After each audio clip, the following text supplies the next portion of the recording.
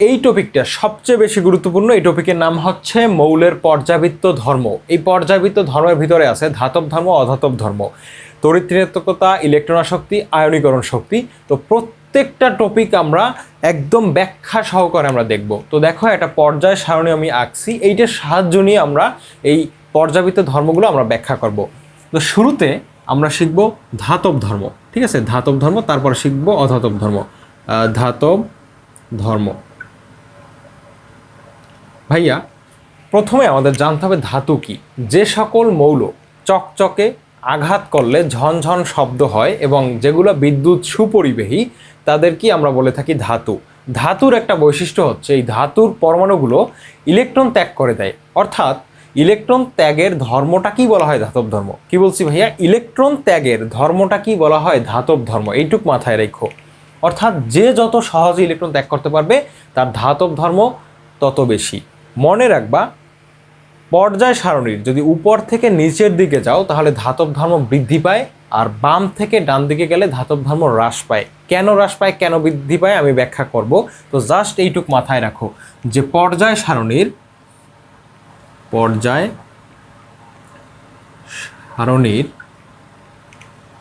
বাম থেকে বা উপর থেকে, আগে উপর থেকে যদি নিচে যাই এটা আগে লিখি, যে উপর থেকে মানে একটা গ্রুপের, এই যদি তুমি এইভাবে বলো যে hydrogen, helium, hydrogen, lithium, sodium, potassium, কার ধাতব ধর্ম বেশি? পটাশিয়ামের। এই পটাশিয়ামের থেকে আবার রুবিডিয়ামের বেশি, রুবিডিয়ামের থেকে আবার সিজিয়ামের বেশি, সিজিয়ামের থেকে আবার ফ্রান্সিয়ামের বেশি। মানে যত নিচের দিকে যাবার ধাতব ধর্ম তত বেশি হবে আর কি। সবচেয়ে নিচে যে থাকবে তার ধাতব ধর্ম সবচেয়ে বেশি হবে। তাহলে উপর একটা গ্রুপের আর কি, উপর থেকে যদি তুমি নিচে যাও, উপর থেকে কোথায়? নিচে, তাহলে কি হবে? ধাতব ধর্ম বৃদ্ধি, ধাতব ধর্ম বৃদ্ধি পাবে। তো এইটুকু লিখে দিই, ধাতব ধর্ম বৃদ্ধি। অর্থাৎ কোনো একটা গ্রুপের যদি তুমি উপর থেকে নিচের দিকে নামো, যত নিচে নামতে থাকবা ওই মৌলটার ধাতব ধর্ম তত বেশি। আবার এটা কেন হয় আমি একটু ব্যাখ্যা করি, এটা সিম্পলি ব্যাখ্যা করি। এইটা হয় এই কারণে, যদি তুমি উপর থেকে নিচের দিকে নামতে থাকো তাহলে প্রত্যেকটা পরমাণুতে এক একটা করে কি হয়? কক্ষপথ যুক্ত হতে থাকে। অর্থাৎ তোমার হাইড্রোজেনের কক্ষপথ হচ্ছে একটা, লিথিয়ামের কক্ষপথ দুইটা, তারপরে সোডিয়ামের কক্ষপথ তিনটা, পটাশিয়ামের কক্ষপথ চারটা, রুবিডিয়ামের পাঁচটা, ছয়টা, এইভাবে 7 পর্যন্ত। ঠিক আছে? তো যেই মৌলটার মানে উপর দিকে যে আছে তার কক্ষপথ কিন্তু নিউক্লিয়াসের কাছাকাছি, নিউক্লিয়াসের বাইরে আছে ইলেকট্রন কক্ষপথে, আর নিউক্লিয়াসের ভিতরে আছে পজিটিভ চার্জ বিশিষ্ট প্রোটন। তাহলে ইলেকট্রন আর প্রোটনের কিন্তু আকর্ষণটা বেশি হয় উপরের দিকে, যেহেতু কক্ষপথ কম। কিন্তু যদি নিচের দিকে নামো, সাপোজ সপ্তম কক্ষপথে আর তোমার নিউক্লিয়াসের মধ্যে আকর্ষণ বলটা কিন্তু খুব একটা তীব্র হয় না, কারণ এদের মধ্যে দূরত্ব বেশি। তো দূরত্ব যদি বেশি হয় তাহলে কেন্দ্রের নিউক্লিয়াস কিন্তু ওই লাস্টের কক্ষপথে ইলেকট্রনকে অতটা বেশি আকর্ষণ করে ধরে রাখতে পারে না। এই কারণে কি হয়? লাস্ট কক্ষপথ থেকে ইলেকট্রন অপসারণ করাটা উপরের মৌলের তুলনায় সহজ হয়। এই কারণে ইলেকট্রন যত সহজে অপসারণ করা যাবে যে মৌলে, তার ধাতব ধর্ম তত বেশি। এজন্যই নিচের দিকের মৌলগুলোর ধাতব ধর্ম বেশি হয়। আশা করি তোমরা বুঝতে পারছো। এবার আরেকটা জিনিস মাথায় রাখবা। তো এইখান থেকেই আমি আরেকটা কথা বলি যে ধাতব ধর্ম তো বৃদ্ধি পায় উপর থেকে নিচে গেলে। তাহলে আমি যদি তোমাদের বলি, তুমি যদি নিচ থেকে উপর দিকে উঠতে থাকো তাহলে ধাতব ধর্মটা কি হবে? হ্রাস পাবে। জাস্ট এটার উল্টোটা আর কি। উপর থেকে নিচে গেলে বৃদ্ধি পায়, নিচ থেকে উপরে গেলে কি হয়? হ্রাস পায় ধাতব ধর্ম। আর একটা লাইন মাথায় রাখবা, বাম থেকে তুমি যদি ডানে যাও, বাম থেকে ডানে যদি যাও তাহলে ধাতব ধর্ম হ্রাস পাবে। কেন হ্রাস পাবে ভাইয়া? দেখো এই জায়গায় সোডিয়ামের পর্যায় সংখ্যা বা সোডিয়ামের কক্ষপথ সংখ্যাও 3, ম্যাগনেসিয়ামের কক্ষপথ সংখ্যাও 3, আবার তুমি যদি অ্যালুমিনিয়াম বলো, তারপর সিলিকন বলো, ফসফরাস বলো, এগুলোরও কক্ষপথ সংখ্যা 3। কিন্তু সোডিয়ামের লাস্টের কক্ষপথে ইলেকট্রন আছে কয়টা? একটা। ম্যাগনেসিয়ামের লাস্টের কক্ষপথে ইলেকট্রন 2টা। তুমি যদি ক্লোরিনের কথা বলো, ক্লোরিনের লাস্টের কক্ষপথে কয়টা ইলেকট্রন আছে? 7টা ইলেকট্রন আছে। তাহলে মনে রাখবা, ইলেকট্রন যত বাড়বে কেন্দ্রে তো প্রোটনও তত বাড়ে। তো প্রোটন আর ইলেকট্রন, যত বেশি প্রোটন থাকবে, যত বেশি ইলেকট্রন থাকবে, তাদের ভিতরে আকর্ষণ বলটা তীব্র হইবে। তো আকর্ষণ বল যত তীব্র হইবে, তুমি যদি একটা পর্যায়ে বাম দিক থেকে ডান দিকে যেতে থাকো, আকারগুলো হ্রাস পাইতে থাকবে। সামনে জানতে পারবা যে সোডিয়ামের থেকে ম্যাগনেসিয়ামের আকার ছোট, ম্যাগনেসিয়ামের থেকে অ্যালুমিনিয়ামের আকার আরও ছোট, সিলিকনের আকার আরও ছোট, ক্লোরিনের আকার আরও ছোট, আর্গনের আকার সবচেয়ে ছোট একটা পর্যায়ের, এই পর্যায়ের তৃতীয় পর্যায়ের। তো এই ক্ষেত্রে যত ছোট হইবে তত নিউক্লিয়াস আর বাইরের কক্ষপথের ইলেকট্রনের মধ্যে আকর্ষণ বলটা তীব্র হইবে। তো আকর্ষণ যদি তীব্র হয় তাহলে ওইখান থেকে ইলেকট্রন অপসারণ করা সম্ভব? অনেক কষ্টকর না? তাইলে আমরা পড়ছি যে যত সহজে ইলেকট্রন ত্যাগ করতে পারবে তার ধাতব ধর্ম তত বেশি। তো আকার ছোট হয়ে গেলে সহজে ইলেকট্রন ত্যাগ করা যায় না, এই কারণে ধাতব ধর্ম হ্রাস পায়। তাহলে বাম থেকে ডানে গেলে ধাতব ধর্ম কী হবে? হ্রাস পাবে। তাহলে আমি যদি বলি ডান থেকে তুমি বাম দিকে আসবা, তাহলে কি হবে? এটার বিপরীত, তাহলে ধাতব ধর্মটা বৃদ্ধি পাবে। আশা করি তোমরা এইটুকু বুঝতে পারছো। এবার তোমাদের যদি আমি কোয়েশ্চেন করি যে হাইড্রোজেন, লিথিয়াম, সোডিয়াম, এই তিনটের মধ্যে কার ধাতব ধর্ম সবচেয়ে বেশি, কার ধাতব ধর্ম সবচেয়ে কম? এই তিনটের মধ্যে সোডিয়ামের ধাতব ধর্ম সবচেয়ে বেশি, কারণ সোডিয়াম এই গ্রুপটার একদম নিচের দিকে আছে, মানে এই কয়টার মধ্যে নিচের দিকে কে আছে? সোডিয়াম আছে, এই কারণে সোডিয়ামের বেশি। সবচেয়ে কম কার? হাইড্রোজেনের, কারণ হাইড্রোজেন উপরের দিকের মৌল একটা। ঠিক আছে, তাহলে বুঝতে পারছো আশা করি এটা। এবার আর একটা এক্সাম্পল যদি আমি দেই, যে এইভাবে আমি লিখলাম সোডিয়াম, তারপরে ম্যাগনেসিয়াম, তারপরে অ্যালুমিনিয়াম, তারপরে লাস্টে লিখলাম ক্লোরিন। বলো তো এই কয়টার মধ্যে কার ধাতব ধর্ম সবচেয়ে বেশি, কার ধাতব ধর্ম সবচেয়ে কম? ভাইয়া এইটা হচ্ছে আমাদের তৃতীয় পর্যায়ের মৌল। তো তৃতীয় পর্যায়ের মৌলগুলোর মধ্যে আমরা জানি পর্যায়ের সাথে ধাতব ধর্মের সম্পর্ক হচ্ছে এইরকম যে বাম দিকের মৌলগুলোর ধাতব ধর্ম বেশি থাকে, আমি যত ডান দিকে যাব আমার ধাতব ধর্ম তত কমতে থাকবে। তাহলে সবচেয়ে যে বামে আছে তার ধাতব ধর্ম বেশি, আর সবচেয়ে যে ডানে আছে তার ধাতব ধর্ম সবচেয়ে কম। কারণ দেখো তো এই পর্যায় সারণীতে ক্লোরিন একদম ডান দিকে আছে না, তাহলে ওর ধাতব ধর্ম কম এই কটা মৌলের মধ্যে। আবার তোমার এই যে ম্যাগনেসিয়াম, অ্যালুমিনিয়াম, এই দুটোর মধ্যে কার ধাতব ধর্ম বেশি? ম্যাগনেসিয়ামের বেশি, কারণ ম্যাগনেসিয়াম অ্যালুমিনিয়ামের তুলনায় ধাতব ধর্মের ক্ষেত্রে আগাই আছে, কারণ বাম দিকে আছে। তাহলে ধাতব ধর্মের ক্রমটা হচ্ছে এইরকম, এইটা সবচেয়ে বেশি, তারপর ম্যাগনেসিয়াম, তারপর অ্যালুমিনিয়াম, তারপরে ক্লোরিন। আশা করি তোমরা বুঝতে পারছো। তাহলে এই হচ্ছে ধাতব ধর্মের মধ্যে আর কি সম্পর্ক। এবার তোমরা পর্যায় সারণীর যে কোনো মৌলের ধাতব ধর্মটা ব্যাখ্যা করতে পারবা আশা করি, যে কোন আমি যদি বলি এইখানে দুইটা মৌলের মধ্যে যে এই যে এইটা নাকি এইটা, কার ধাতব ধর্ম বেশি, তুমি অবশ্যই বলে দিবা যে যে বাম সাইডে আছে তার ধাতব ধর্ম বেশি। আবার আমি যদি বলি এই ইন্ডিয়াম নাকি টাইটেনিয়াম, এই দুইটার মধ্যে কার ধাতব ধর্ম বেশি, তুমি জানো যে যদি নিচের দিকে যাই তাহলে তার ধাতব ধর্ম বেশি একই গ্রুপের ক্ষেত্রে, তাহলে নিশ্চয়ই টাইটেনিয়ামের ধাতব ধর্মটা বেশি হবে। এই হচ্ছে আমাদের ধাতব ধর্ম। তারপর আমরা ধাতব ধর্মের সাথে অধাতব ধর্মটাও শিখবো। ভাইয়া অধাতব ধর্মটা হচ্ছে জাস্ট ধাতব ধর্মের বিপরীত, অর্থাৎ ধাতব ধর্ম যার যত বেশি হইবে অধাতব ধর্ম তার তত কমবে। তাহলে এই সম্পর্কটা কেমন? এই সম্পর্কটা এবার একটু তোমরা লক্ষ্য করো। আমরা এবার কি শিখবো ভাইয়া? আমরা জাস্ট অধাতব ধর্মটা শিখবো। তো আমি এইটারই মডিফাই করব, ঠিক আছে? তোমরা আলাদাভাবে উঠাই নেবা। তো আমি এইটারই একটু মডিফাই করি, যে আমরা শিখবো এবার অধাতব ধর্ম। তো অধাতু কারা?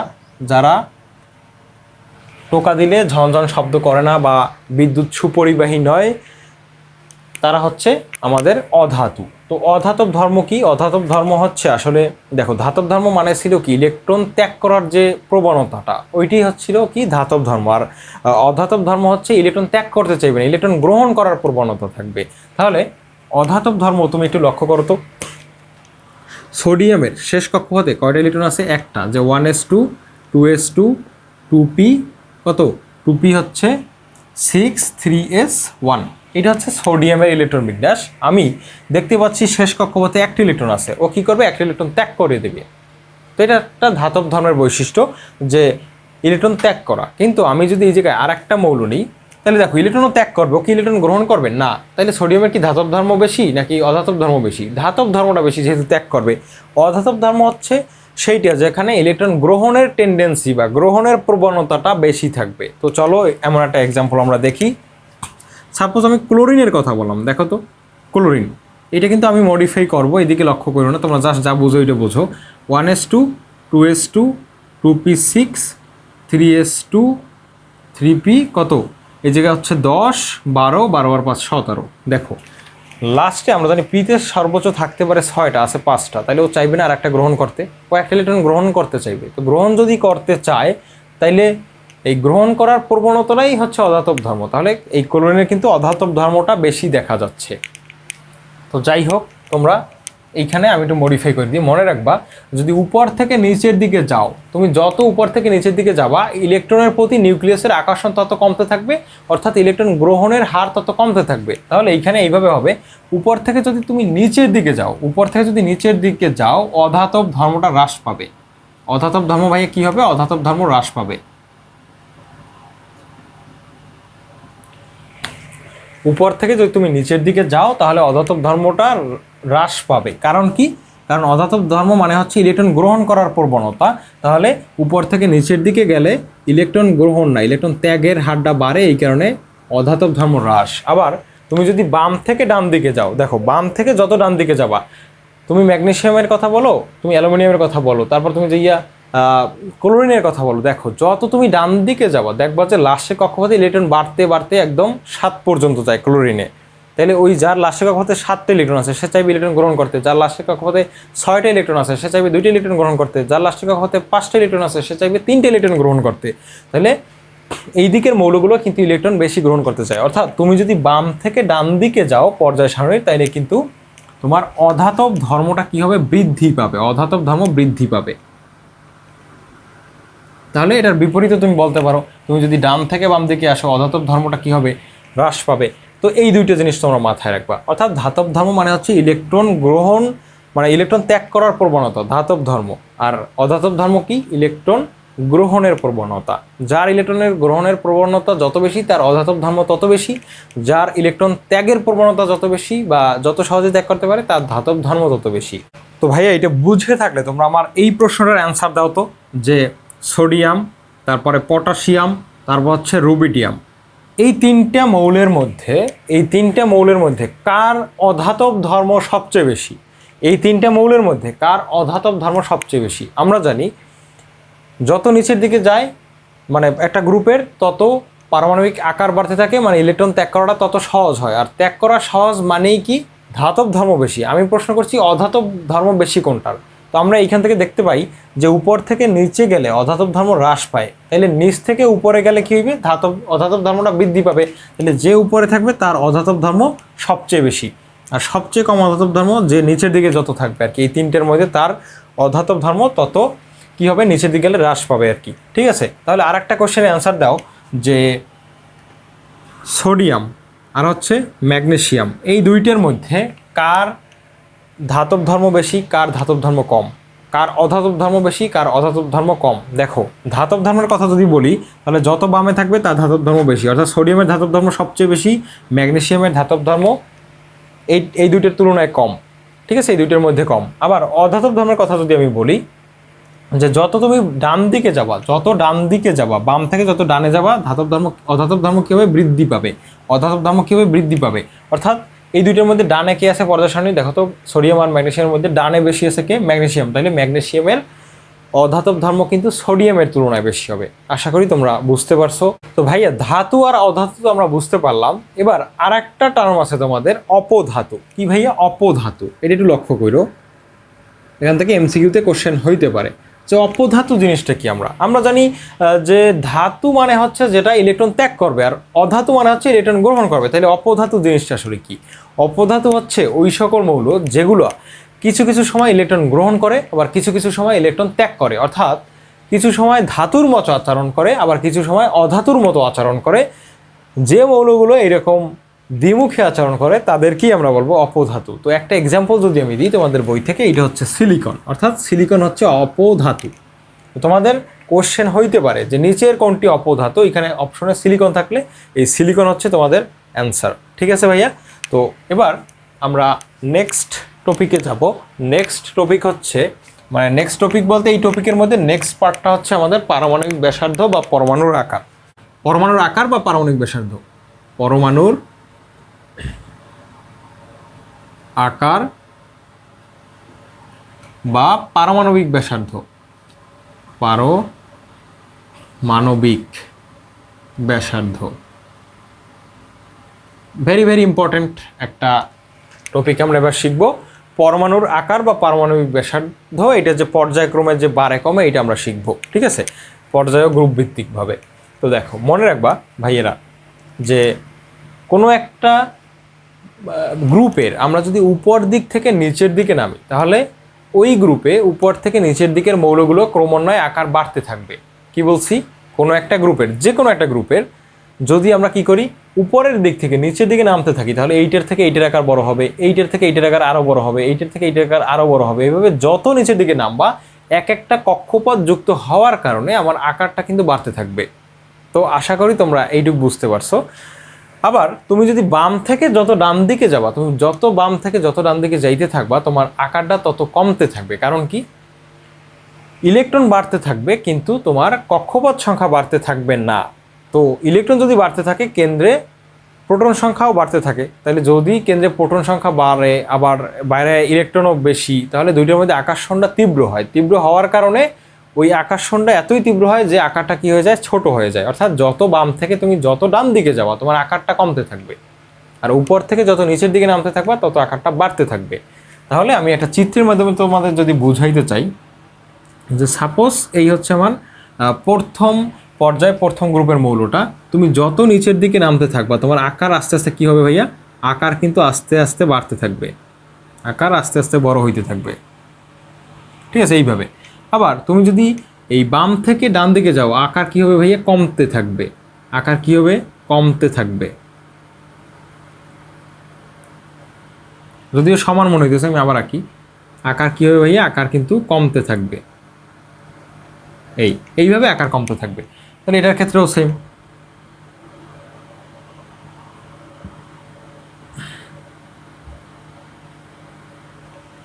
তারপরে এইভাবে আর কি তোমার কমতে থাকবে আকার।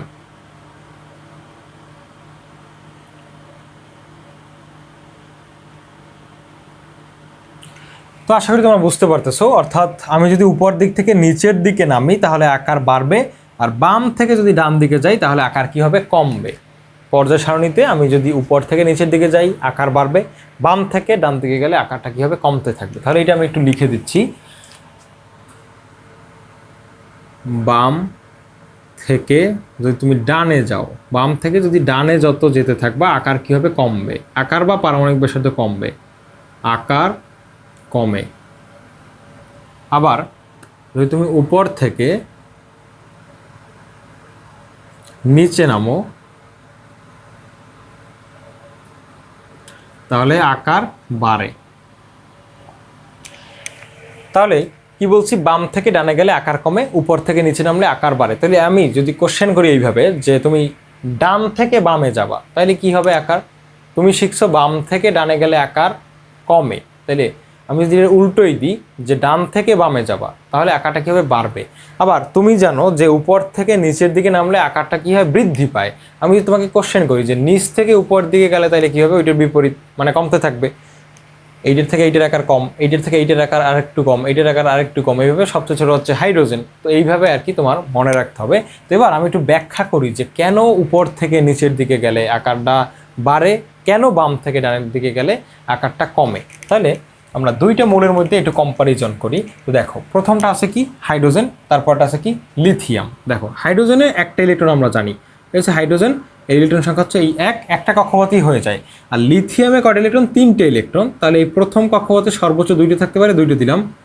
আর দ্বিতীয় কক্ষপথে সর্বোচ্চ থাকতে পারে কয়টা, 8টা, কিন্তু আমার এইখানে দুইটা অলরেডি দিছি আর একটা আছে, এই একটা দিয়ে দিলাম। তাহলে দেখো তো হাইড্রোজেনের একটা কক্ষপথই হয়ে যায়, লিথিয়ামে লাগে কয়টা কক্ষপথ, দুইটা কক্ষপথ। তাহলে এই দুইটার মধ্যে আকার কার বেশি, কে বড়, অবশ্যই লিথিয়াম বড়। ঠিক আছে, এবার লিথিয়ামের পাশে কে আছে, বেরিলিয়াম। এই বেরিলিয়ামের আকারটা লিথিয়ামের থেকে ছোট হবে, কারণ কি লিথিয়ামের ডান দিকে আছে বেরিলিয়াম। কেন ছোট হবে এইটি একটু আমরা বুঝবো এবার। তো বিই কত, 4। দেখো তো এই জায়গায় আছে 1, এই 2, আর দ্বিতীয় কক্ষপথেও কয়টা ভাইয়া, 2টা, এই একটা, এই একটা, 2টা। তো আমি যেভাবে আঁকছি এতে মনে হয় যে বেরিলিয়ামটা বড়, কিন্তু আমি যদি একটু কারেক্টলি আঁকতে চাই যে বেরিলিয়াম এখানে হচ্ছে 2টি ইলেকট্রন, আর লাস্টের কক্ষপথেও হচ্ছে কয়টা, 2টা। তো দেখো তো এইটার থেকে এইটার আকার একটু কম কিনা, অর্থাৎ তুমি বাম থেকে ডানে গেলে আকার যে কমে এইটা তুমি দেখতে পাচ্ছ কিনা, দেখতে পাচ্ছ। এখন কথা হচ্ছে কেন কমে। দেখো এই লিথিয়ামের কেন্দ্রে প্রোটন আছে কয়টা ভাইয়া, প্রোটন আছে কিন্তু 3টা। কয়টা প্রোটন আছে, 3টে প্রোটন আছে, 3টে ইলেকট্রন 3টে প্রোটন আছে। তাহলে 3টে প্রোটন যদি তোমার এই 3টি ইলেকট্রনের টানে তাহলে যতটুকু না ছোট হয়, তার থেকে বেরিলিয়ামের কেন্দ্রে প্রোটন আছে কয়টা, 4টা। যে 4টা প্রোটন যদি 4টা ইলেকট্রনের টানে তার থেকে বেশি ছোট হবে না। এইভাবে লাস্টে যদি তোমার ক্লোরিনের কথা বলো, ওর কেন্দ্রে অসংখ্য প্রোটন আছে আর বাইরে ইলেকট্রন আছে, এরা যদি আকর্ষণ বলটা তো তীব্র হইবে। কারণ কি, কারণ হইতেছে পজিটিভ চার্জ যত বাড়বে, বাইরে নেগেটিভ চার্জ যত বাড়বে, তাহলে কি দুইটার মধ্যে আকর্ষণ বলটা তীব্র হবে, তাহলে এই আকর্ষণ বলের কারণে এর আকারটা কী হতে থাকে, সংকুচিত হতে থাকে। অর্থাৎ লিথিয়ামের থেকে বেরিলিয়ামের আকারটা একটু ছোট, বেরিলিয়ামের থেকে বোরনের আকার আরও বেশি ছোট হইবে, বোরনের থেকে কার্বনের আকার আরও বেশি ছোট হইবে। কারণ কি দেখো, এই যে দ্বিতীয় পর্যায়ের ক্ষেত্রেই যদি আমি বলি, লিথিয়ামেরও দুইটা কক্ষপথ, একদম দ্বিতীয় পর্যায়ে লাস্টে যে আছে ফ্লোরিন বলো নিয়ন বলো, এদেরও কিন্তু দুইটা করে কক্ষপথ। তাহলে লাস্টের কক্ষপথে ইলেকট্রন যদি বাড়ে, কেন্দ্রে প্রোটনও বাড়বে, প্রোটন মানে পজিটিভ, ইলেকট্রন মানে নেগেটিভ, এর ভিতরে আকর্ষণ বলটা তীব্র হইবে, আকর্ষণ বল তীব্র হইলে সংকুচিত হয়ে যাবে। অর্থাৎ বাম থেকে ডানে গেলে এই কারণে আকারটা কী হইতে থাকে, কমতে থাকে। আর উপর থেকে নিচে গেলে কেন আকার বাড়ে, কারণ কক্ষপথ সংখ্যা বাড়তে থাকে। কক্ষপথ সংখ্যা কী হয়, কক্ষপথ সংখ্যা বাড়তে থাকে। এই লিথিয়ামের কক্ষপথ 2। এখন যদি সোডিয়ামের কথা বলি আমি, সোডিয়াম এর কক্ষপথ সংখ্যা হচ্ছে 3, এই যে 2 ইলেকট্রন, তারপর এখানে আছে 8টা ইলেকট্রন, তারপরে লাস্টের কক্ষপথে হচ্ছে 1টা ইলেকট্রন। তাহলে দেখো এইখানে একটা কক্ষপথ ছিল, এখানে 2টে কক্ষপথ ছিল, এখানে আছে কয়টা কক্ষপথ, 3টে কক্ষপথ আছে ভাইয়া। তাহলে 3টে কক্ষপথে বেশি জায়গা লাগবে, তাহলে এটার আকার বড় হইবে। তারপর যদি তুমি এর পরেরটা বলো, পটাশিয়ামের 4টা কক্ষপথ, রুবিডিয়ামের 5টা কক্ষপথ, এইভাবে আকারটা উপর থেকে নিচের দিকে বাড়তে থাকে।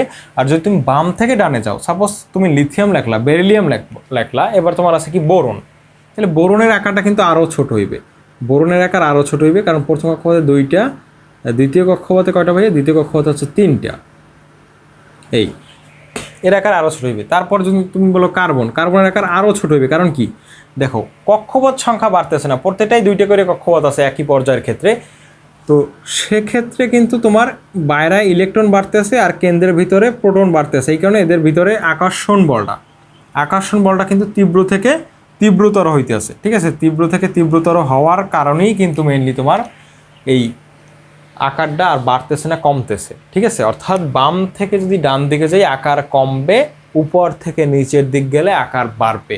আশা করি তোমাদের এখন আর বিন্দুমাত্র সমস্যা এই পরমাণুর আকার আর পারমাণবিক ব্যাসার্ধ এটার ভিতরে নাই।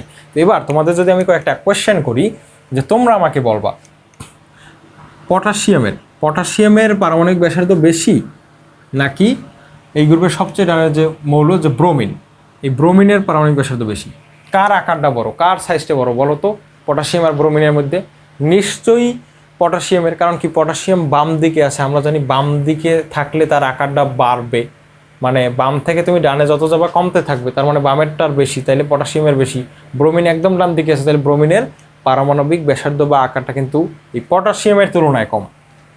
আর একটা প্রশ্নের অ্যান্সার দাও, যে আমার fluorine, chlorine, bromine, fluorine, chlorine আর কি ব্রোমিন, এই ফ্লোরিন, ক্লোরিন, ব্রোমিনের মধ্যে আকারের ক্রমটা কেমন?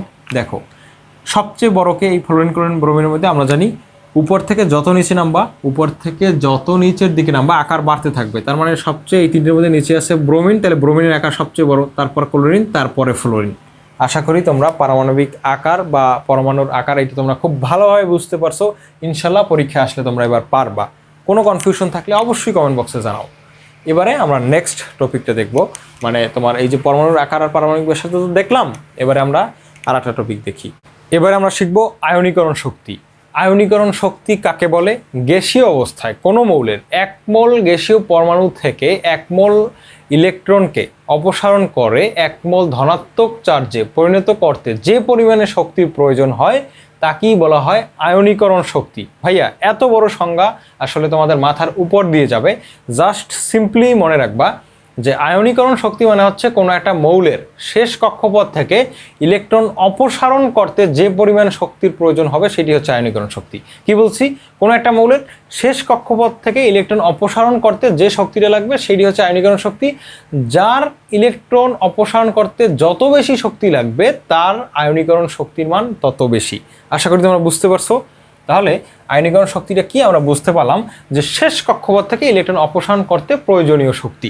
তো এবার কথা হচ্ছে যে বাম থেকে ডানে গেলে, উপর থেকে নিচে নামলে আয়নীকরণ শক্তির পরিবর্তনটা আসলে কেমন, এইটা আমরা একটু জানি। যে দেখো মনে রাখবা, বাম থেকে যদি ডানে যাও, বাম থেকে তুমি যদি ডানে যাও পর্যায় সারণীর, অর্থাৎ কোনো একটা পর্যায়, সাপোজ এই চতুর্থ পর্যায়, তুমি যদি বাম থেকে, এই যে এইটা হচ্ছে বাম, এই দিকে হচ্ছে ডান, তাহলে এইটার থেকে এইটার আয়নীকরণ শক্তি বেশি, এইটার থেকে এইটার আয়নীকরণ শক্তি বেশি, এইটা মানে ক্রমান্বয়ে ওইদিকে সবচেয়ে বেশি আয়নীকরণ শক্তি হচ্ছে ডান সাইডের মৌলগুলোর। অর্থাৎ কোনো দুইটা মৌল দিয়ে যদি বলে কার আয়নীকরণ শক্তি বেশি, তুমি চিন্তা করবা যে পর্যায় সারণীতে যে ডান দিকে তার আয়নীকরণ শক্তি বেশি, যে বাম দিকে তার আয়নীকরণ শক্তিটা কম। এখন আমি তোমাকে বলি নিকেল আর কপারের মধ্যে কার আয়নীকরণ শক্তি বেশি? দেখো এই দুইটার মধ্যে কে ডানে আছে? নিকেল আর কপারের মধ্যে পর্যায় সারণীতে অবস্থান অনুযায়ী কে ডানে আছে কে বামে আছে? ডানে কিন্তু আছে কপার, বামে আছে কে নিকেল। তাইলে ডানে যে থাকবে তার আয়নীকরণ শক্তির মান বেশি, অর্থাৎ কপারের আয়নীকরণ শক্তির মান বেশি। আশা করি তোমরা বুঝতে পারছো। তাহলে বাম থেকে ডানে গেলে আয়নীকরণ শক্তি বৃদ্ধি পাবে, আয়নীকরণ শক্তি বাড়ে, শক্তি বাড়ে। এখন প্রশ্ন হচ্ছে ভাইয়া কেন বাড়বে? বাম থেকে যদি আমি ডান দিকে যাই তাহলে ডান দিকের মৌলগুলোর আয়নীকরণ শক্তিটা আসলে কেন বাড়বে, এইটা হচ্ছে তোমাদের কোয়েশ্চেন। তো আমি এইটা যদি একটু ব্যাখ্যা করতে চাই যে তুমি যখন বাম থেকে ডানে যাবা তখন কি হবে তোমার, তখন মৌলগুলোর এই একটা সাপোজ আমি মৌল নিলাম ক্লোরিন, তাহলে ক্লোরিনের অবস্থাটা এমন হয় যে এইখানে 2টা, তারপরে এইখানে হচ্ছে 8টা, আর লাস্টের কক্ষপথে কয়টা? 7টা। ভাইয়া তোমার দেখে কি মনে হচ্ছে লাস্টের কক্ষপথে 7টা ইলেকট্রন আছে, এই মৌলটা কি ইলেকট্রন ত্যাগ করতে চাইবে? না, চাইবে না। তারপরও তুমি যদি ওর থেকে একটা ইলেকট্রন ত্যাগ করাইতে চাও তোমার অনেক বেশি শক্তি দিতে হবে না? দিতে হবে কিনা? সোডিয়ামের লাস্ট কক্ষপথ আছে 1টা, ও চাই একটা ইলেকট্রন ত্যাগ করতে। ক্লোরিনের লাস্ট কক্ষপথ আছে 7টা ইলেকট্রন, ও কি একটা ইলেকট্রন ত্যাগ করতে চাইবে? না, ও চাইবে এটা গ্রহণ করতে। তারপরও তুমি ওর থেকে একটা ইলেকট্রন ত্যাগ করাইতে চাইতেছো, তাহলে তোমার বেশি শক্তি প্রয়োগ করতে হইবে না একটা ইলেকট্রন ছুটাইতে হলে? তো আমরা জানি কোনো একটা মৌল থেকে লাস্ট কক্ষপথে ইলেকট্রন ছুটাইতে যত বেশি শক্তি দেওয়া লাগবে তার আয়নীকরণ শক্তি তত বেশি। সোডিয়ামের লাস্ট কক্ষপথ আছে 1টা ইলেকট্রন, এ হচ্ছে 2টা, এই 8টা, এই 10, আর লাস্টে কয়টা আছে? 1টা। লাস্টে আছে 1টা ইলেকট্রন, ওরে দিলেই মানে একটা শক্তি দিলেই কিছুটা ও ইলেকট্রনটা ছাইড়ে দেবে হাসতে হাসতে। কিন্তু ক্লোরিনের লাস্টে ইলেকট্রন আছে কয়টা? 7টা। ও কি একটা ইলেকট্রন ছাড়বে? না, ও তো চাইবে লাস্টে 8টা থাকুক ওর, ও চাইবে এটা গ্রহণ করতে। তাহলে ও কেন ছাড়তে চাইবে? ও কিন্তু ছাড়তে চাইবে না, ও চাইবে আর ওটা গ্রহণ করতে। তাহলে ওরে ছাড়ানোর জন্য একটা ইলেকট্রন বেশি শক্তি প্রয়োগ করতে হইবে, এই কারণে ওর আয়নীকরণ শক্তির মানটা বেশি। আর সোডিয়াম বাম পাশে আছে, ওর আয়নীকরণ শক্তির মানটা কম। অর্থাৎ তুমি যদি বাম দিক থেকে ডান দিকে যাও তাহলে তোমার ইলেকট্রন সংখ্যা বাড়ে, আর পরমাণুর নিউক্লিয়াস আর ইলেকট্রনের মধ্যে আকর্ষণটা তীব্র হয়। ওইখান থেকে ইলেকট্রন অপসারণ করাটা বেশ কষ্টসাধ্য এবং শক্তি বেশি প্রয়োগ করতে হবে। এই জন্যই তোমার একটা মৌলের যদি তুমি বাম থেকে ডান দিকে যাও পর্যায় সারণীর একটা পর্যায়, তাহলে তোমার আয়নীকরণ শক্তির মানগুলো কীভাবে হয়ে বৃদ্ধি পাবে? যত ডান দিকে যেতে থাকবা তত আয়নীকরণ শক্তির মানটা বৃদ্ধি পাবে। তো আশা করি বাম থেকে ডানের ব্যাপারটা বুঝতে পারছো। এবার আমরা যদি বলি যে তুমি উপর থেকে নিচের দিকে যদি নামো, উপর থেকে কি কোন দিকে নামবা? নিচের দিকে। যে কোনো একটা গ্রুপের উপরের থেকে নিচের দিকে যত নামবা আয়নীকরণ শক্তির মান তত কমতে থাকবে। উপর থেকে যদি নিচের দিকে নামো তাহলে আয়নীকরণ শক্তি কমে, মৌলগুলোর আয়নীকরণ শক্তি কী হয়? কমে। যেমন আমি আরেকটা এক্সাম্পল যদি দিই, আমি সোডিয়াম নিছি, সোডিয়ামের নিচে কি আছে? পটাশিয়াম। তো পটাশিয়ামের গঠনটা এমন না, এই যে পটাশিয়াম, এখানে কটা? 2টা। প্রথম কক্ষপথে কটা ইলেকট্রন? 2টা ইলেকট্রন। আর দ্বিতীয় কক্ষপথে কটা ইলেকট্রন? দ্বিতীয় কক্ষপথে 8টা। তৃতীয় কক্ষপথে কয়টা? 10, এখানেও কিন্তু 8টা, 18, আর লাস্টে যাইয়া আর একটা 19। তাহলে দেখো তো এই সোডিয়ামের এই লাস্ট ইলেকট্রনটা কিন্তু নিউক্লিয়াসের যতটুকু কাছাকাছি, এই পটাশিয়ামের লাস্ট ইলেকট্রনটা কিন্তু তার থেকেও বেশি দূরে। তাইলে কি সোডিয়ামের থেকে পটাশিয়ামের লাস্ট ইলেকট্রনের প্রতি মায়াটা কম, কারণ অনেক দূরে আছে। তাহলে ওরা ইজিলি করে দেওয়া যাবে, ছুটেই দেওয়া যাবে, বা অল্প শক্তি দিলেই ওই ইলেকট্রনটা ছুটে যাবে। তাইলে তোমার উপর থেকে যত নিচের দিকে নামবা কক্ষপথ যেহেতু বাড়বে, তার মানে লাস্টের ইলেকট্রনের দূরত্ব বাড়তে থাকবে। তো লাস্ট ইলেকট্রনের দূরত্ব বাড়া মানে ওর প্রতি নিউক্লিয়াসের আকর্ষণ বলটা কমতে থাকা। তো আকর্ষণ বল যদি নিউক্লিয়াসের কমে তাহলে ও একটু শক্তি দিলেই তো ও ছুটে যাবে, তাহলে ছুটোইতে সহজ হবে। তো ছুটোইতে যত কঠিন হবে আয়নীকরণ শক্তি তত বেশি, ছুটোইতে যত সহজ হবে আয়নীকরণ শক্তির মান তত কম। অর্থাৎ উপর থেকে যদি নিচের দিকে নামো তাহলে আয়নীকরণ শক্তির মানগুলো কেমন হবে? কমতে থাকবে। এবার যদি তোমাকে আমি কোশ্চেন করি যে তুমি যত বাম থেকে, মানে আমি বলছি বাম থেকে ডানে যাইলে আয়নীকরণ শক্তির মান বাড়ে, আমি যদি বলি যে তুমি যদি ডান থেকে বাম দিকে আসো তাহলে এটার উল্টো ঘটনা ঘটবে, যে আয়নীকরণ শক্তির মান তখন কমবে। আবার যদি তুমি নিচ থেকে উপর দিকে যাও আয়নীকরণ শক্তির মান কী হবে? বাড়বে, কারণ তুমি জানো উপর থেকে নিচে গেলে আয়নীকরণ শক্তির মান কমে, তাহলে নিচ থেকে উপরে গেলে কী হবে? আয়নীকরণ শক্তির মানটা বাড়বে ক্রমান্বয়ে। ঠিক আছে? এবার তোমাদের যদি আমি কোয়েশ্চেন করি যে লিথিয়াম, তারপরে সোডিয়াম, তারপরে পটাশিয়াম, ডট ডট ডট, লাস্টে আছে আমার ফ্রান্সিয়াম। এই যে মৌল কটা আমি লিখছি, এর ভিতরে কার আয়নীকরণ শক্তির মান সবচেয়ে বেশি, কার আয়নীকরণ শক্তির মান সবচেয়ে কম, একটু বলো তো ভাইয়া। মনে রাখবা, উপরের দিকের মৌলগুলোর আয়নীকরণ শক্তির মান বেশি, নিচের দিকের আয়নীকরণ শক্তির মান কম। কারণ কি, যে আমরা বলেই দিছি, তাহলে এখানে সবচেয়ে উপরে যে আছে তার আয়নীকরণ শক্তির মান সবচেয়ে বেশি, সবচেয়ে যে নিচে আছে তার আয়নীকরণ শক্তির মান সবচেয়ে কম। কারণ আমরা জানি উপর থেকে নিচের দিকে গেলে আয়নীকরণ শক্তির মান কমে। আর একটা প্রশ্নের অ্যান্সার দাও আমাকে, যে লিথিয়াম, তারপরে বেরিলিয়াম, তারপরে বোরন, তারপর লাস্টে আছে ফ্লোরিন। তাহলে বলো তো এই কয়টার মধ্যে কার আয়নীকরণ শক্তির মান সবচেয়ে বেশি আর কার আয়নীকরণ শক্তির মান সবচেয়ে কম? তুমি নিশ্চয়ই জানো যে বাম থেকে ডান দিকে যদি তুমি যাইতে থাকো, তাহলে যে সবচেয়ে ডানে থাকবে তার আয়নীকরণ শক্তির মানটা সবচেয়ে বেশি, যে বামে থাকবে তার আয়নীকরণ শক্তির মান সবচেয়ে কম। তাহলে এই ক্ষেত্রে কিন্তু ফ্লোরিনের আয়নীকরণ শক্তির মানটা সবচেয়ে বেশি, আর লিথিয়ামের আয়নীকরণ শক্তির মানটা কিন্তু এই ক্ষেত্রে সবচেয়ে কম, কারণ সবচেয়ে বাম দিকে আছে। তো এইখানে এক্সেপশনাল কিছু কথা আছে, ব্যতিক্রমও দেখা যায়, ঠিক আছে? যেমন বেরিলিয়াম আর বোরনের মধ্যে ব্যতিক্রম দেখা যায়, আর নাইট্রোজেন আর অক্সিজেনের মধ্যে ব্যতিক্রম দেখা যায়। তোমাদের এইগুলো আলোচনা নাই, এগুলো ইন্টারে আলোচনা আছে। আমি এই কারণে তোমাদের এইগুলো শিখাইতে চাচ্ছি না, কারণ তোমাদের প্যাচ লাগতে পারে। জাস্ট এইটুকু জানিয়ে রাখো, বেরিলিয়ামের থেকে বোরনের আয়নীকরণ শক্তির মানটা কম, তারপরে অক্সিজেনের শক্তির মানটা বেশি হওয়ার কথা নাইট্রোজেনের তুলনায়, কিন্তু নাইট্রোজেনের আয়নীকরণ শক্তির মানটা বেশি। এটা মাথায় রেখো, জাস্ট দুইটা ব্যতিক্রম মাথায় রেখো। তাহলে আশা করি তোমরা আয়নীকরণ শক্তির মানটা খুব ভালোভাবে বুঝতে পারছো কীভাবে নির্ণয় করা যায়। একটা বাসার কাজ নাও, এইটা হচ্ছে তোমরা এইটা আমার করে দিবা, যে ক্রোমিয়াম, ম্যাঙ্গানিজ, তারপরে কি আছে লাস্টে আছে জিঙ্ক। এই তিনটের মধ্যে কার আয়নীকরণ শক্তির মান সবচেয়ে বেশি, কার আয়নীকরণ শক্তির মান সবচেয়ে কম, এটা অবশ্যই আমার কমেন্ট বক্সে জানাবা, ঠিক আছে? তো এইটা হচ্ছে তোমাদের আয়নীকরণ শক্তির বাসার কাজ, ঠিক আছে? অবশ্যই জানাবা। তো আমরা আয়নীকরণ শক্তিটা খুব সহজে শিখে ফেললাম। আশা করি তোমরা খুব সুন্দরভাবে বুঝতে পারছো। যদি কোথাও সমস্যা থাকে ভাইয়া, সমস্যা থাকা চাইবে না, ইনশাল্লাহ রসায়ন তো শুরু করছি আমি তোমাদের পড়ানো, তো এমনভাবেই পড়াবো যাতে তুমি আরেকজনকে শিখাইতে পারো। তোমাদের ক্লাসে তুমি ক্লাস নিতে পারো রসায়নের উপরে, যা না স্যার যা পড়ায় আমিও তা পারি, তাহলে তোমার থেকে কিন্তু অন্যরাও শিখতে পারবে, ঠিক আছে? তো আমি ইনশাল্লাহ তোমাদের এমনভাবেই গড়ে তুলবো যে রসায়নের উপরে তোমার যাতে বাংলাদেশের আর কোনো চ্যানেলের ক্লাস না দেখা লাগে, আমার এই একটা ক্লাস করলেই যাতে তোমাদের এইগুলো সব কভার হয়ে যায়। তুমি যেই টপিকের উপরেই ক্লাস করো না কেন, ওই টপিকের যাতে আমার ক্লাস দেখলেই তোমার যথেষ্ট হয়ে যায় ইনশাল্লাহ। এইটুক বিশ্বাস নিজের প্রতি আছে। তো তোমরা ধৈর্য সহকারে ভিডিওটা দেখতে থাকো। তো এবার আমরা নেক্সট টপিকে চলে যাব। এবারে আমরা শিখবো ইলেকট্রন আসক্তি। ভাইয়া ইলেকট্রন আসক্তি কি, এইটা আমরা প্রথমে জানি। ইলেকট্রন আসক্তি হচ্ছে গ্যাসীয় অবস্থায় কোনো মৌলের 1 মল গ্যাসীয় পরমাণুতে 1 মল ইলেকট্রন প্রবেশ করিয়ে 1 মল ঋণাত্মক আয়নে আয়নিত করতে যে শক্তি নির্গত হয় তাকেই বলা হয় ইলেকট্রন আসক্তি। তো এই কঠিন সংজ্ঞা দ্বারা আসলে তোমরা তেমন কিছু বুঝতে পারো নাই, আমি জাস্ট তোমাদের সহজে যদি বলি, ইলেকট্রন আসক্তি মানে হচ্ছে কোনো একটা মৌল কর্তৃক ইলেকট্রনের প্রতি আকর্ষণ কেমন। কি বলছি ভাইয়া? ইলেকট্রন আসক্তি মানে হচ্ছে কোনো একটা মৌলের ইলেকট্রনের প্রতি আকর্ষণটা আসলে কেমন, ঠিক আছে? এইটি হচ্ছে ইলেকট্রন আসক্তি। তো এই ইলেকট্রন আসক্তি পর্যায়ের একটা পর্যায়ের, মনে করো তুমি যদি বাম থেকে ডান দিকে যাও তাহলে ইলেকট্রন আসক্তি কিন্তু বাড়তে থাকে, তুমি যদি উপর থেকে নিচের দিকে যাও ইলেকট্রন আসক্তি কিন্তু কমতে থাকে। এই দুইটা জিনিস জাস্ট তোমাদের মাথায় রাখতে হবে, তাইলেই এই বিষয়টা তোমরা খুব সুন্দরভাবে বুঝতে পারবা। তো আমি বলছি আগেই যে ইলেকট্রন আসক্তি মানে হচ্ছে কোনো একটা মৌল কর্তৃক ইলেকট্রনের প্রতি আকর্ষণ, যার আকর্ষণ যত বেশি হবে তার ইলেকট্রন আসক্তি তত বেশি হবে। আমি যদি একটা বাস্তব লাইফ এক্সাম্পল দিতে চাই, তাহলে আমি বলবো তোমাকে, তুমি সাপোজ পরীক্ষায় পাইছো 79 রসায়নে আর তোমার বন্ধু পাইছে 72, তাহলে 1 মার্কের জন্য কার আকর্ষণটা বেশি?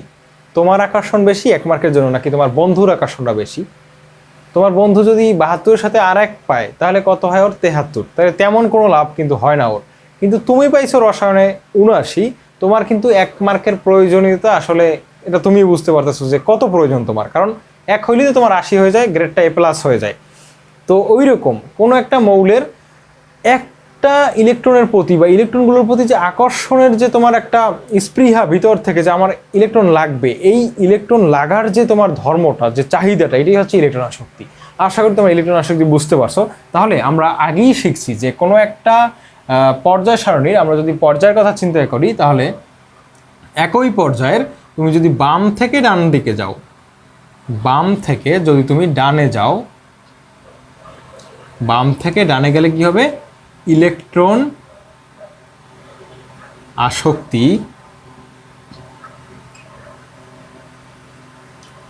ইলেকট্রন আসক্তি কি ভাইয়া কমবে নাকি বাড়বে? ইলেকট্রন আসক্তি কিন্তু বাড়বে, ইলেকট্রন আসক্তি বাড়ে। কারণ কি? কারণ আমরা জানি যদি এই পর্যায়ের কথাই বলো, তৃতীয় পর্যায়ে সোডিয়াম, সোডিয়ামের লাস্টের কক্ষপথে ইলেকট্রন আছে কয়টা ভাইয়া? একটা ইলেকট্রন আছে। যে সোডিয়াম প্রথম কক্ষপথে 2টা, দ্বিতীয় কক্ষপথে কয়টা? 8টা, তৃতীয় কক্ষপথ হচ্ছে একটা ইলেকট্রন। আর আমি যদি এই পর্যায়েরই ক্লোরিনের কথা চিন্তা করি, তাহলে ক্লোরিনটা দেখো প্রথম কক্ষপথে 2টা, দ্বিতীয় কক্ষপথে কয়টা? 8টা, তৃতীয় কক্ষপথে 7টা ইলেকট্রন। তো ভাইয়া কথা হচ্ছে এই যে তৃতীয় কক্ষপথে যে 7টা ইলেকট্রন আছে, এই 7টা ইলেকট্রনের মানে যদি 8টায় পরিণত হইতে চায় তাহলে কয়টা ইলেকট্রন লাগে? একটা ইলেকট্রন। আর সোডিয়ামের লাস্টের কক্ষপথে আছে একটা ইলেকট্রন, তো ও কি চাইবে আরও একটা ইলেকট্রন গ্রহণ করতে? না, কিন্তু ক্লোরিন কিন্তু চাইবে আর একটা ইলেকট্রন গ্রহণ করতে। তাহলে এই দুইটার মধ্যে কার ইলেকট্রন আসক্তিটা বেশি? ক্লোরিনের। কারণ ক্লোরিনের আর একটা ইলেকট্রন হইলেই ওর অষ্টক পূর্ণ হয়ে যায়, তাহলে ওর কিন্তু চাহিদাটা বেশি। তাহলে সোডিয়াম আর ক্লোরিনের মধ্যে কার ইলেকট্রন আসক্তি বেশি? ক্লোরিনের ইলেকট্রন আসক্তি বেশি। তাহলে আমরা দেখতে পাচ্ছি সোডিয়াম হচ্ছে একদম বাম পাশের মৌল আর ক্লোরিন হচ্ছে একদম ডান পাশের মৌল। তাহলে আমরা এটা দিকে বুঝতে পারলাম যে বাম থেকে ডান দিকে যত আমরা যাইতে থাকবো আমাদের ইলেকট্রন আসক্তির মান তত বাড়বে। অর্থাৎ বাম থেকে ডানে যদি তুমি যাও কোনো একটা পর্যায়ের, তাহলে ইলেকট্রন আসক্তির মানটা কি হয়? বাড়ে। আশা করি এটা বুঝতে পারছো তোমরা। তারপরে উপর থেকে যদি নিচে নামো, উপর থেকে যদি তুমি নিচে নামো একটা গ্রুপের যে কোনো একটা গ্রুপের উপর থেকে যদি নিচের দিকে নামো, তাহলে ইলেকট্রন আসক্তি কী হবে? কমবে। কেন কমবে ভাই একটু লক্ষ্য করো তো। এটা আমি সোডিয়াম আঁকলাম, আগেই আঁকা ছিল, তাহলে এবার আমি সোডিয়ামের সাথে পটাশিয়ামের এক্সাম্পলটা আমি দিই। দেখো পটাশিয়ামের ইলেকট্রন কয়টা? 19টা টোটাল। তাহলে এই হচ্ছে আমার 2, এই হচ্ছে কত? 8, তারপরে কি আবার 8, এই হচ্ছে আমার 18, আরও লাস্টের কক্ষপথে আরও একটা ইলেকট্রন আছে, এই হচ্ছে আমার 19। আচ্ছা দেখো তো ভাইয়া, আমরা জানি ইলেকট্রন আসক্তি মানে হচ্ছে ইলেকট্রন নিজের কক্ষপথে টেনে নেওয়ার যে একটা ধর্ম আর কি, তোমার ইলেকট্রন গ্রহণ করার যে ধর্ম, এটি হচ্ছে ইলেকট্রন আসক্তি, ইলেকট্রনের প্রতি আকর্ষণটা। তো দেখো সোডিয়ামের কক্ষপথ আছে 3টা আর পটাশিয়ামের কক্ষপথ আছে কয়টা? 4টা। তো সোডিয়ামের নিউক্লিয়াস থেকে লাস্টের ইলেকট্রনটা কাছাকাছি পটাশিয়ামের তুলনায়, তাহলে নিউক্লিয়াসের ভিতরে পজিটিভ চার্জ, তো এই পজিটিভ চার্জ কম দূরত্বে থাকার কারণে এই লাস্টের কক্ষপথে ইলেকট্রনটা টানবে, বা ওইখানে আরেকটা ইলেকট্রন আসলে সেটাও টানতে পারবে। কিন্তু সোডিয়ামের তুলনায় পটাশিয়াম তো আরও কম টানবে, কারণ কি ওর লাস্টের কক্ষপথের দূরত্বটা বেশি। এখানে যদি আরও ইলেকট্রন আসে তাহলে ওইটা টানার মানে ও যে বলে টানবে ওর থেকে সোডিয়াম বেশি বলে আকর্ষণ করবে। ঠিক আছে, তাহলে যত কক্ষপথ বাড়তে থাকবে আকর্ষণ বলটা কমতে থাকবে। তো আকর্ষণ বল যদি কমতে থাকে তাহলে ইলেকট্রন আসক্তি কমতে থাকবে। অর্থাৎ কক্ষপথ যত যুক্ত হইবে তত শেষ কক্ষপথ দূরে চলে যাবে, তত আকর্ষণ বলটা কম হবে নিউক্লিয়াস কর্তৃক। তো সেক্ষেত্রে ইলেকট্রন আসক্তিটা আর তেমন একটা থাকবে না, কমে যাবে। অর্থাৎ উপর থেকে নিচে যদি তুমি যাও তাহলে ইলেকট্রন আসক্তি কমবে। তো বরাবরের মতোই আমি যদি তোমাকে জিজ্ঞেস করি যে তুমি পড়ছো বাম থেকে ডানে গেলে ইলেকট্রন আসক্তি বাড়ে, তাহলে আমি যদি বলি ডান থেকে যদি বাম দিকে যাও তাহলে কি হবে? কমবে। আবার উপর থেকে নিচে গেলে ইলেকট্রন আসক্তির মানটা কি হয় ভাইয়া? কমে। আমি যদি বলি যে নিচ থেকে উপরের দিকে ওঠো আস্তে আস্তে, তাহলে পর্যায়ক্রমে কী হবে? ইলেকট্রন আসক্তির মানটা কিন্তু বাড়বে। আশা করি তোমরা বুঝতে পারছো। এবার তোমাদের আমি কয়েকটা কোশ্চেন করতেছি, তোমরা বলো তো এই প্রথম গ্রুপে সবচেয়ে বেশি ইলেকট্রন আসক্তি কার বেশি? মানে সবচেয়ে ইলেকট্রন আসক্তি কার বেশি এই প্রথম গ্রুপটায়? তো আমরা জানি ইলেকট্রন আসক্তি উপর থেকে যদি নিচের দিকে নামি আমরা কোনো একটা গ্রুপের, তাহলে ইলেকট্রন আসক্তির মান কী হয়? কমে। তাহলে সবচেয়ে উপরে যে থাকবে তার ইলেকট্রন আসক্তির মান বেশি, অর্থাৎ হাইড্রোজেন। আর সবচেয়ে কম কার? যে সবচেয়ে নিচে থাকবে, অর্থাৎ এই গ্রুপে সবচেয়ে কম ইলেকট্রন আসক্তি কার? ফ্রান্সিয়ামের। আবার এই গ্রুপের ক্ষেত্রে যদি তুমি বলো সবচেয়ে বেশি হচ্ছে কার? সবচেয়ে বেশি হচ্ছে আমার বেরিলিয়ামের, সবচেয়ে কম হচ্ছে কার? রেডিয়ামের। ঠিক আছে, কারণ আমরা জানি উপর থেকে নিচের দিক গেলে আস্তে আস্তে কমতে থাকে ইলেকট্রন আসক্তি। আর তোমার কি বাড়তে থাকে? বাড়তে থাকে কিন্তু তোমার ইলেকট্রন আসক্তির বিপরীত যেটা আর কি, তোমার ইলেকট্রন আসক্তিহীনতা বাড়তে থাকে, মানে ইলেকট্রনের আসক্তির আস্তে আস্তে কমতে থাকে। ঠিক আছে, তো যাই হোক, এবার আমি যদি তোমাকে বলি যে এই যে তৃতীয় পর্যায় এই যে তৃতীয় পর্যায়টা, এইটাই সবচেয়ে বেশি ইলেকট্রন আসক্তি কার বেশি? সবচেয়ে বেশি কার ইলেকট্রন আসক্তি সবচেয়ে বেশি হচ্ছে কার ভাইয়া? সোডিয়ামের, কারণ সোডিয়াম সর্ববামে আছে। আর ইলেকট্রন আসক্তি সবচেয়ে কম কার ভাইয়া? সবচেয়ে কম হচ্ছে তোমার এই যে ক্লোরিনের। অবশ্যই আর্গনের সবচেয়ে কম, কারণ আর্গন তো নিষ্ক্রিয় গ্যাস, তো নিষ্ক্রিয় গ্যাসটাকে আলাদা হিসেবে রাখবা তোমরা, ঠিক আছে। তো আর কি আর মানে নিষ্ক্রিয় গ্যাস ছাড়া যেগুলো আছে তার মধ্যে সবচেয়ে কম কার ইলেকট্রন আসক্তি, সরি ভুল বলছি মনে হয় যে সোডিয়ামের সবচেয়ে কম ইলেকট্রন আসক্তি, সরি আমি ভুল বলছি যে সোডিয়ামের ইলেকট্রন আসক্তি কি সবচেয়ে কম, আর সবচেয়ে ইলেকট্রন আসক্তি বেশি কার, সবচেয়ে ইলেকট্রন আসক্তি বেশি হচ্ছে আমার ক্লোরিনের। কারণ ক্লোরিন এতটাই মানে উদ্বিগ্ন যে ওর কক্ষপথের আশেপাশে ইলেকট্রন আসলেও ওটা নিয়ে যাবে এমন অবস্থা ওর, কারণ কি ওর লাস্টের কক্ষপথে 7টা আছে, ওর আর একটা ইলেকট্রনের প্রয়োজন আছে, এই কারণে ও বেশি টানবে।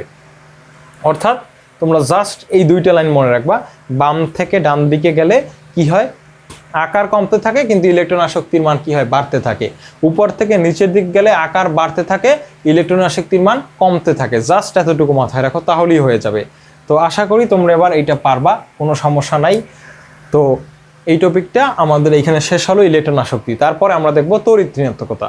এবারে আমরা শিখব তড়িৎ ঋণাত্মকতা। তো প্রথমে আমরা একটু জানবো যে আসলে তড়িৎ ঋণাত্মকতা ব্যাপারটা কি। তড়িৎ ঋণাত্মকতা মানে হচ্ছে সমযোজী বন্ধনে আবদ্ধ ইলেকট্রনকে কোনো একটা মৌল কর্তৃক নিজের দিকে টেনে নেওয়ার ক্ষমতা কি বলা হয়, তড়িৎ ঋণাত্মকতা। তো আমরা জাস্ট সিম্পল একটা এক্সাম্পল দেখি।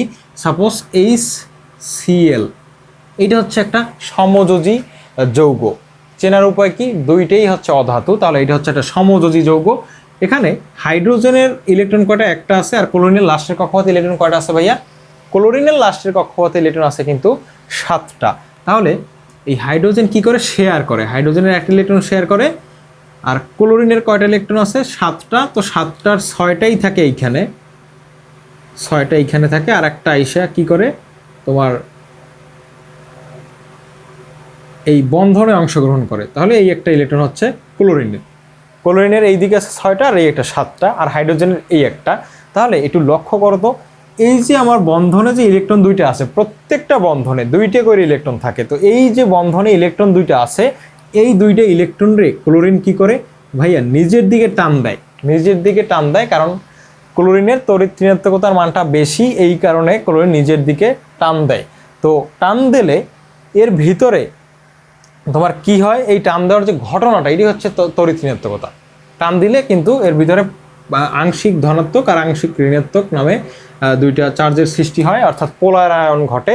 তো মেইনলি তড়িৎ ঋণাত্মকতা বোঝানোর জন্যই আমি এইটা লিখছি যে হাইড্রোজেন আর ক্লোরিন যে বন্ধন গঠন করে HCl গঠিত হয়, ওইখানে বন্ধনের যে ইলেকট্রন 2টা আছে ওইটারে ক্লোরিন নিজের দিকে টানে। এই যে নিজের দিকে টানার যে প্রবণতা বা ক্ষমতা, এটা কি বলা হয়, তড়িৎ ঋণাত্মকতা। আশা করি আমরা তড়িৎ ঋণাত্মকতা ব্যাপারটা বুঝতে পারছি। তড়িৎ ঋণাত্মকতা ওয়ান কাইন্ড অফ ইলেকট্রন আসক্তি, মানে যার ইলেকট্রন আসক্তি বেশি তার তড়িৎ ঋণাত্মকতাও বেশি। অর্থাৎ ইলেকট্রন আসক্তিতে আমরা যা শিখছি, তড়িৎ ঋণাত্মকতাতেও আমরা তাই শিখবো। অর্থাৎ তুমি যদি বাম থেকে ডান দিকে যদি যাও, ডানে গেলে তড়িৎ